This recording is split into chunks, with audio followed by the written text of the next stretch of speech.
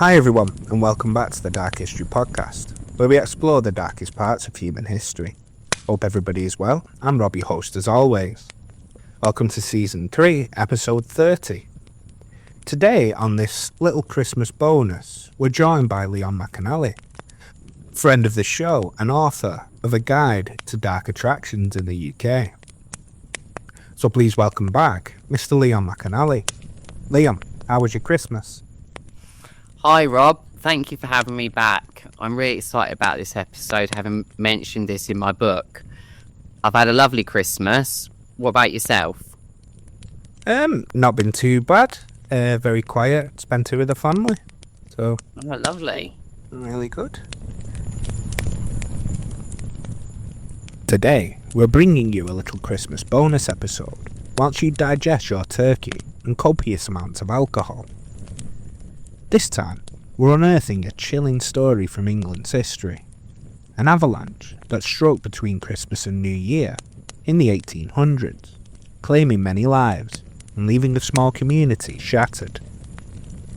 Thanks Rob, it's always a pleasure to join, especially for stories like this. Avalanches aren't something you typically associate with England, which makes this event all the more haunting. It's hard to imagine such a tragedy happening so close to Christmas. Absolutely. When we think of avalanches, we think of the Alps or the Rockies, not the rolling hills of England. But this one happened in Lewes, East Sussex, and it's a story that deserves to be remembered. Anyway, without further ado, please sit back and relax next to the fire for more dark history.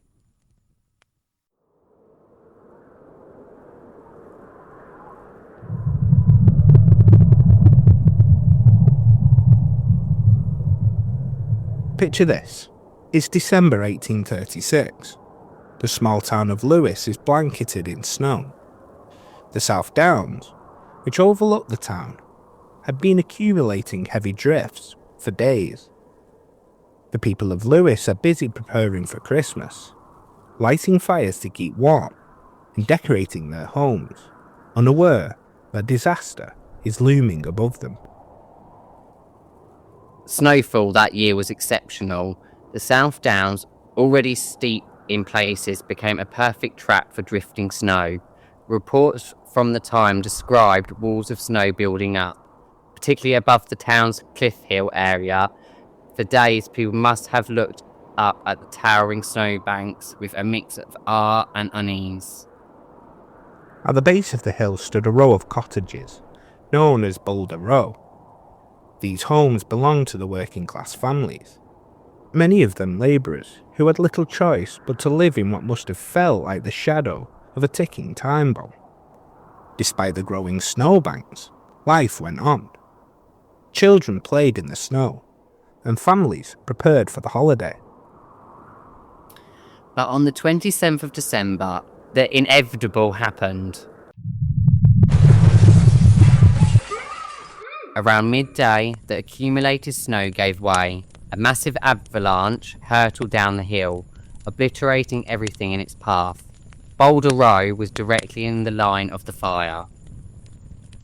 Witness accounts from the day are harrowing.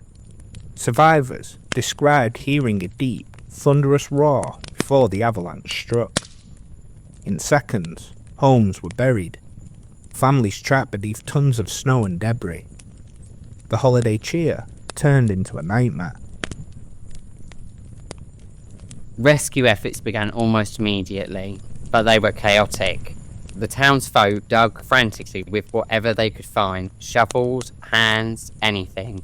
The snow was packed so tightly that it was like chiseling through rock. Many worked tirelessly into the night, desperate to save their neighbours. Out of the 8 cottages in Boulder Row, only a few people survived. The final death toll was 8, men, women and children. For a small community, it was a devastating loss, and just days after Christmas, the tragedy cast a long shadow over the town. It's worth noting the incredible bravery of the townspeople during the rescue efforts. Even in the face of such overwhelming odds, they didn't give up. but the heartbreak of losing loved ones so close to Christmas lingered for years.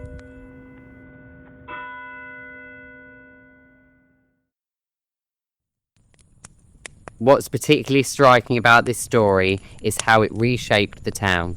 After the avalanche, people began to understand the danger of building homes in such vulnerable spots. The tragedy forced a reckoning with the landscape and the risks it posed.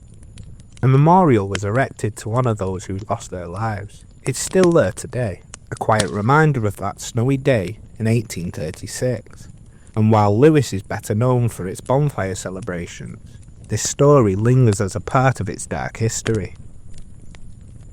It also serves as a warning about how nature, even in a place as seemingly tame as the English countryside, can turn deadly in an instant. It's a sombering reminder of the power of the natural world. And there's something about the timing, isn't there? The avalanche happened right between Christmas and New Year, a time when families were meant to be celebrating together. Instead, this small community was mourning.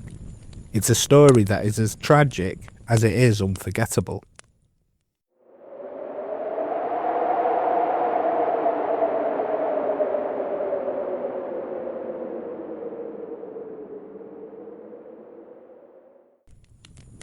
That's all for today's episode of Dark History.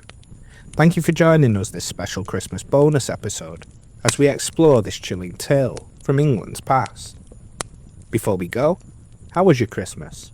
Did you uncover any dark or unusual stories of your own this holiday season? Let us know on social media.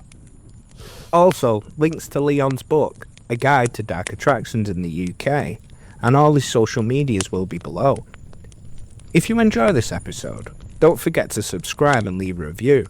As always, we'd love to hear your thoughts and suggestions for future topics. I just want to thank you, Leon, for joining us and taking time out of your Christmas break to record this festive episode. Thanks for having me, Rob. This has been another fantastic dive into the past that you never would have thought would have taken place in the English countryside. So everyone, have a happy new year from Dark Histories. Thank you again to Leon and for listening. Join us next season for our first episode of Season 4 as we delve into another event and more dark history.